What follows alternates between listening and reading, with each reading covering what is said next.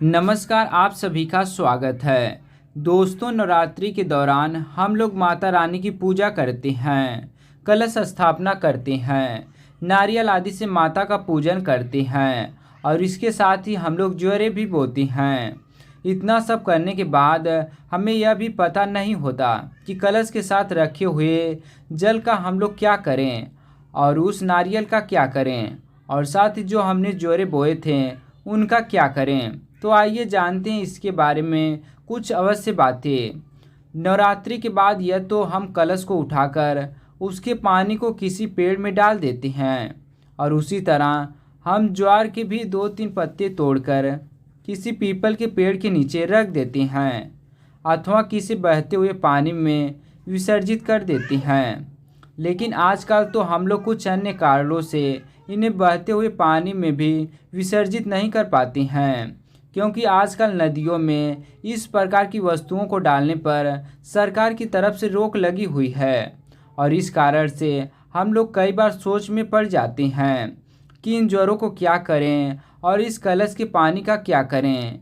सबसे पहले हम अष्टमी अथवा नवमी के दिन पूजा करने के बाद जब हम कलश को अपनी जगह से हटाते हैं तो सबसे पहले हम आम के पत्तों को कलश से अलग कर देते हैं।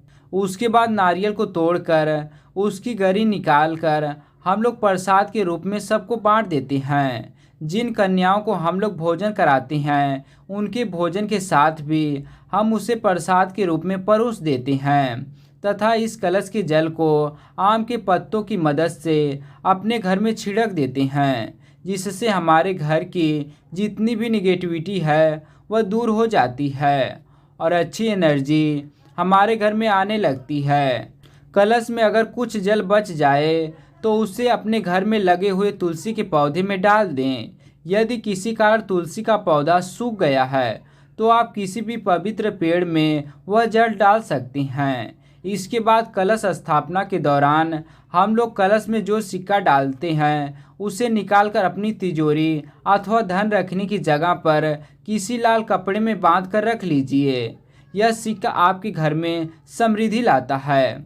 आप जहां भी उस सिक्के को रखोगे उस जगह पैसे की कभी कमी नहीं रहेगी। नवरात्रि के दौरान ज्वरों को बहुत ही बड़ा महत्व होता है, क्योंकि ज्वरे तो सभी लोग बोते हैं, लेकिन सभी लोगों के द्वारा बोए गए ज्वरे एक जैसे नहीं होते हैं। सब लोगों के ज्वरे की ग्रोथ भी अलग अलग होती है। किसी के ज्वरे बहुत अच्छे होते हैं और किसी के ज्वरे छोटे होते हैं। ज्वरों को इस तरह से होना अपने आप में शुभ और अशुभ का सूचक भी होता है। यदि आपके ज्वरे ऊपर से हरे हैं तो नीचे से सफ़ेद हैं तो यह शुभ संकेत होता है कि हमारा आने वाला समय बहुत ही अच्छा होगा। छोटे और अच्छी दशा में ज्वरे नहीं होने के संकेत में माना जाता है कि हमारे जीवन में आने वाले दिन परेशानियों वाले हो सकते हैं।